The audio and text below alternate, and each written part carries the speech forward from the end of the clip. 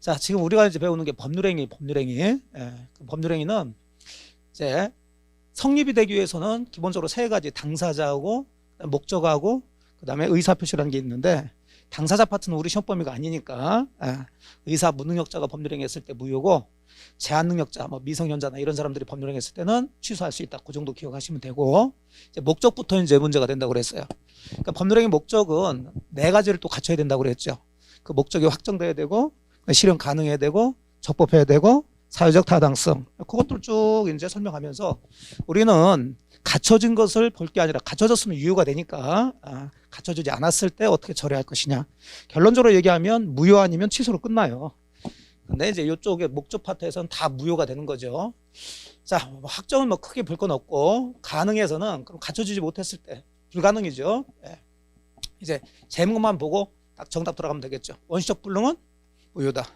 후발적 불능은 유효가 되는 거죠. 잡으시면 돼요. 자, 그 다음에 적법해야 되는데, 그 법이 우리나라에 있는 법은 딱 크게 둘로 임의법규하고 강행법규로 나눠지는데, 임의법규 위반했다, 이건 무효가 아니고 유효가 돼요. 임의니까 법을 위반해도 된다는 얘기죠. 강행법규를 위반했을 때는 무효가 되죠. 자, 이제 여기서부터 이제 잘 보실게요. 이 무효는 또 절대적 무효라는 게 있고 상대적 무효라는 게 있는데, 이 목적에서 나온 무효는 다 절대적이에요. 절대적이라는 것은 그게 원칙입니다. 사실은 무효라는 것은 누가 무효라고 주장하지 않더라도 당연히 효력이 없는 거니까 누구에 대해서도 무효를 주장할 수 있어야 돼요. 그래서 무효로 선의 제3자가 있다 하더라도 얘한테도 대항할 수가 있어야 돼요. 이 사람은 선이라 하더라도 자 모르고 등기만 믿고 거래했다 하더라도 뺏기게 된다는 얘기죠. 이것은. 또 무효라는 것은 반대로 또 누구든지 주장할 이익이 있으면 주장할 수가 있어요. 그러니까 강행법규로 위반한 자 스스로 나중에 내 계약이 강행법규 위반했다 무효 주장할 수가 있습니다. 그래서 그런 것들 머릿속에 딱 담고 들어가시면 돼요. 자, 그 다음에 이제 목적 파트에서 가장 중요한 것은 이제 사회적 타당성 파트죠. 자, 역시 사회적 타당성이 없는 걸 보셔야 되는데, 사회적 타당성이 없는 거 법에 두 가지, 103조 반사회 질서 법률행위하고 104조 불공정한 법률행위. 그 다음에 이제 거기서 문제가 되는 게 이중매매. 그래서 여기서는 이제 세 가지가 문제가 나올 수 있어요. 그러니까 매번 나와요. 셋 중에 하나가.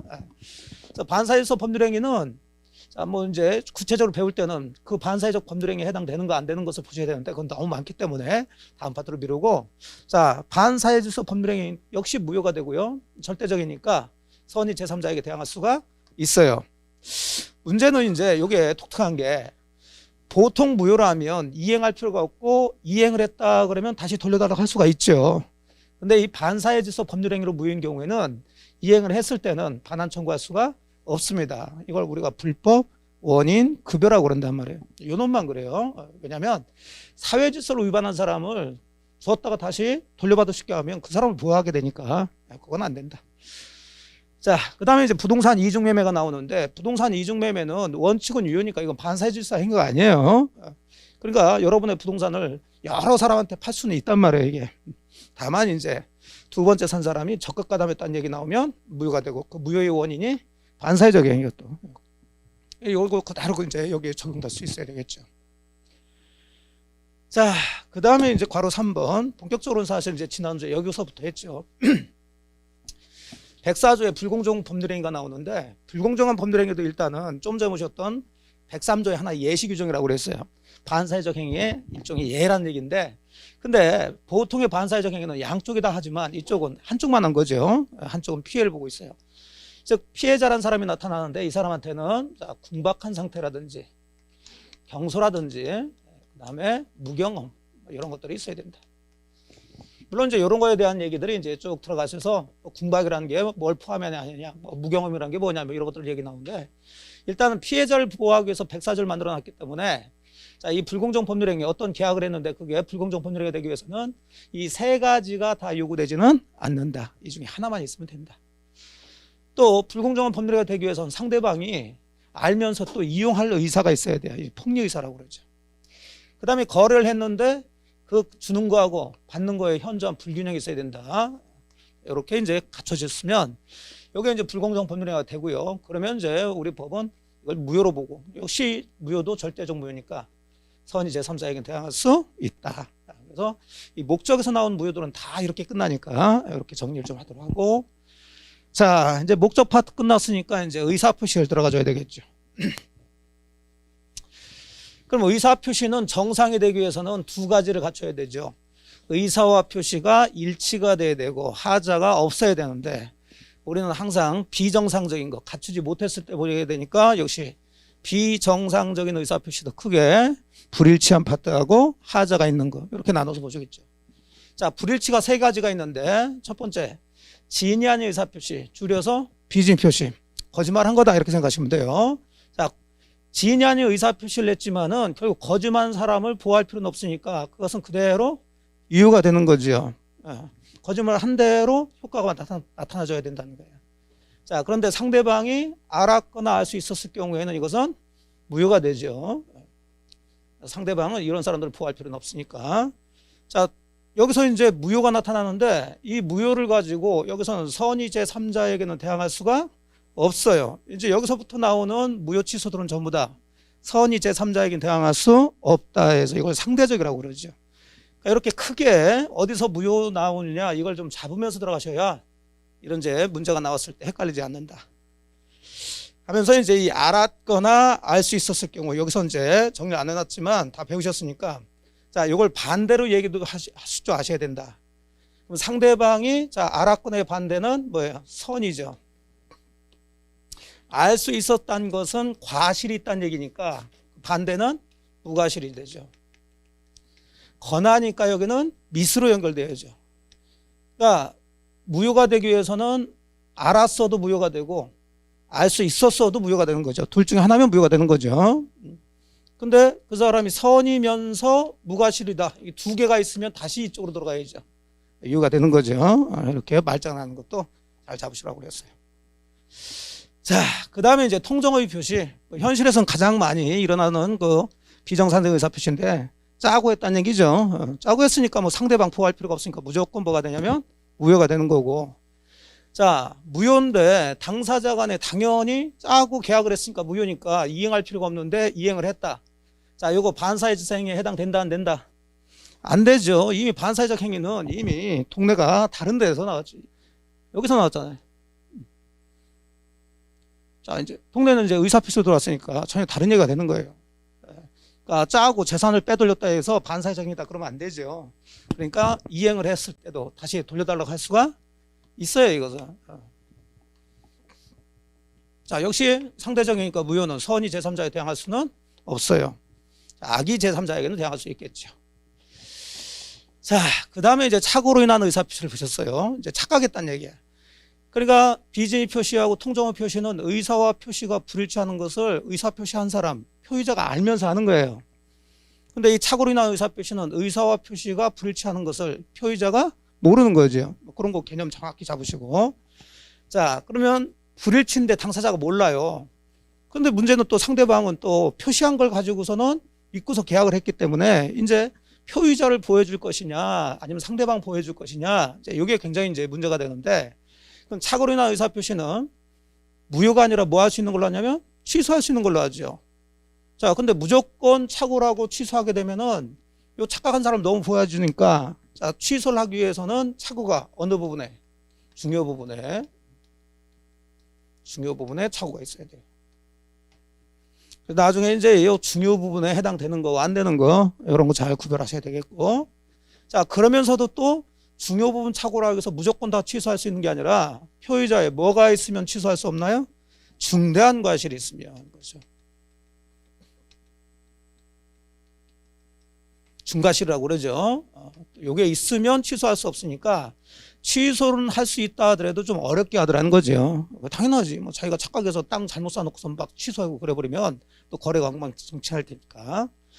자, 그러면 결론적으로 우리 법조문이 요 두 개로 돼 있는데, 여기는 취소할 수 있다, 여기는 취소할 수 없다. 자, 그러면 전체적으로 취소를 하려면 이건 그대로 놔두면 되죠. 중요부분 착오가 있어야 되고 중대한 과실이 없어야 되고 그래야 되는 거죠. 이 두 가지 다 갖춰졌을 때 이제 결국 취소할 수 있는 거죠. 그래서 취소를 했다. 자, 역시 선의 제3자에 대항할 수가 없다. 틀을 잡으시고 이제 들어가셔야 돼요.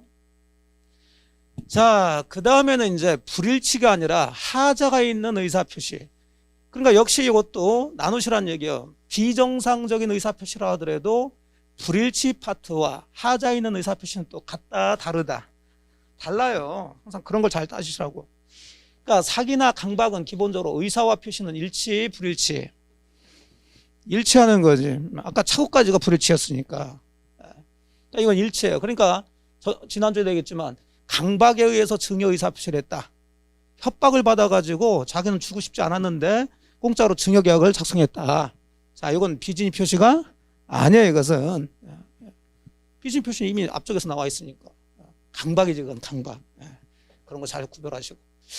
그러면서 이제 사기가 뭐가 사기가 되느냐, 강박은 또 뭐가 강박이 되느냐, 이제 이게 문제가 되는데, 물론 사기 강박이 되려면 또 항상 법은 요건이란 걸 갖춰야 돼요. 4가지 요건이 있는데 뭐 여기서는 정리 안 했지만, 자, 기본적으로 그 사기치는 사람이나 강박, 협박한 사람이 2단의 고의가 있어야 돼요. 그 다음에 그런 행위를 해야 되겠죠. 사기는 기망행위, 속이는 행위. 강박은 강박행위, 협박하는 행위. 자, 그렇다고 다 사기 강박이 되는 게 아니라 그런 행위가 뭐가 있어야 되냐면 위법해야 돼요. 위법성이 있어야 돼요. 사회적으로 통용될 수 있는 정도를 넘어서 좀 과하게 했어야 된다. 마지막으로 인과관계가 있어야 되겠죠. 뭐 이런 4가지를 다 갖춰야 되는데 주로 시험 문제는 양쪽 다 사기든 강박이든 이 2가지를 가지고 문제를 내요. 그래서 이제 이게 사기냐 아니냐, 강박이냐 아니냐. 그런데 자, 요 이제 사기 같은 경우 기망행위와 관련해 가지고 침묵하거나 부작위 가만히 있는 것도 기망행위가 될 수 있다. 그 대표적인 게 아파트 분양자가 아파트 단지 인근에 대규모 공동묘지가 조성되어 있는 사실을 고지하지 않았다. 자, 이거 기망행위에 해당되는 거죠. 가만히 있어도.